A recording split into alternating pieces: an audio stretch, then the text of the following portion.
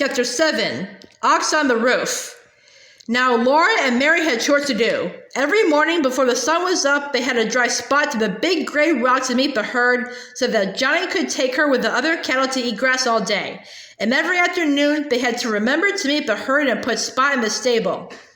In the mornings, they ran through the dewy, chilled grass that wet their feet and dabbled the hems of their dresses. They liked to splash their bare feet through the grass all strung with dewdrops. They liked to watch the sun rise over the edge of the world.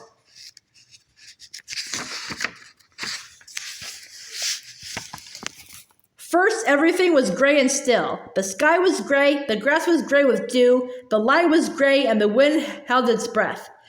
Then sharp streaks of green came into the eastern sky. If there was a little cloud, it turned pink. Laura and Mary sat on the damp cold rock, hugging their chilly legs. They rested their chins on their knees and watched, and in the grass below them Jack sat, watching too. But they never could see when the sky first began to be pink.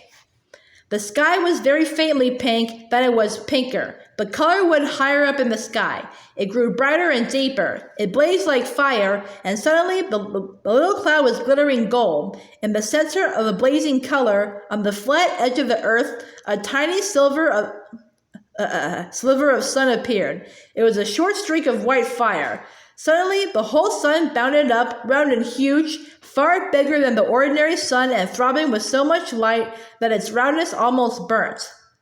Laura couldn't help blinking. While she blinked just once, the sky turned blue, the golden cloud vanished. The everyday sun shone over the prairie grasses where thousands of birds were flying and twittering.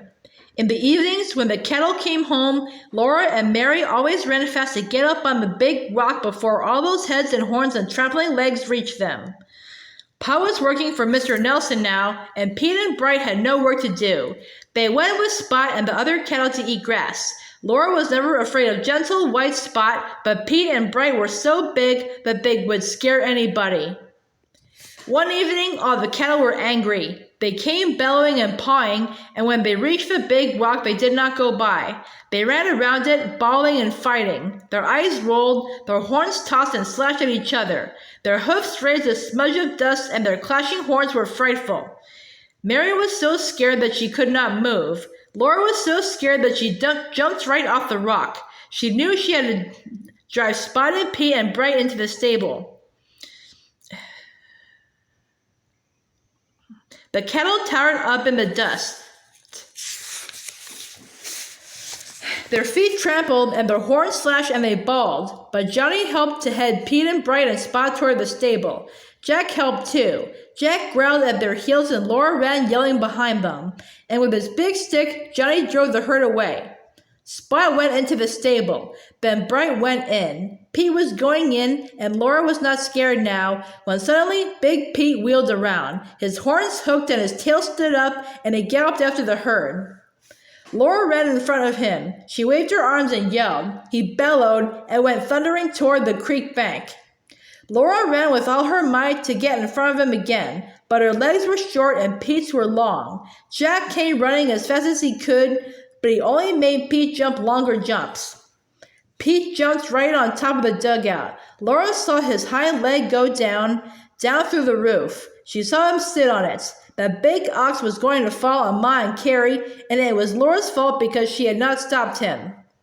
He heaved and pulled his leg up. Laura had not stopped running. She was in front of Pete now, and Jack was in front of him too.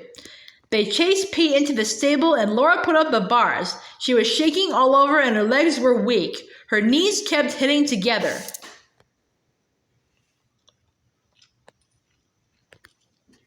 Ma had come running up the path, carrying Carrie, but no harm had been done. There was only a hole through the roof where Pete's leg had come down and gone up again. Ma said it had given her a turn to see it coming down through the ceiling. But there's no great damage done, she said. She stuffed the hole full of grass and swept up the earth that had fallen into the dugout. Then she and Laura laughed because it was funny to live in a house where a steer could step through the roof. It was like being rabbits. Next morning, while Laura was doing the dishes, she saw some little dark things rolling down the whitewashed wall. They were crumbs of earth. She looked up to see where they came from, and she jumped away from there quicker than a rabbit. A big rock smashed down, and the whole ceiling poured down over it. The sun shone down into the house, and the air was full of dust. Ma and Mary and Laura choked and sneezed, looking up at the sky where a ceiling should have been. Carrie sat sneezing in Ma's arms. Jack rushed in, and when he saw the sky overhead, he growled at it. Then he sneezed. "Well, that settles it," said Ma.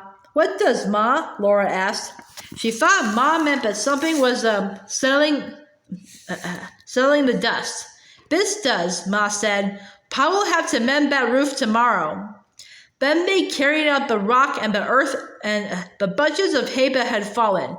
Ma swept and swept again with the willow twig broom. That night, they slept in their house under the starry sky. Such a thing had never happened before. Next day, Pa had to stay at home to build a new roof. Laura helped him carry fresh willow boughs, and she handed them to him while he wedged them into place. They put clean, fresh grass thick over the willows. They piled earth on the grass. Then over the top, Pa laid strips of sod cut from the prairie. He fitted them together, and Laura helped him stamp them down. "That grass will never know it's been moved," Pa said. "In a few days, you won't be able to tell this new roof from the prairie." He did not scold Laura for letting Pete get away. He only said, "It's no place for a big ox to be running right over our roof."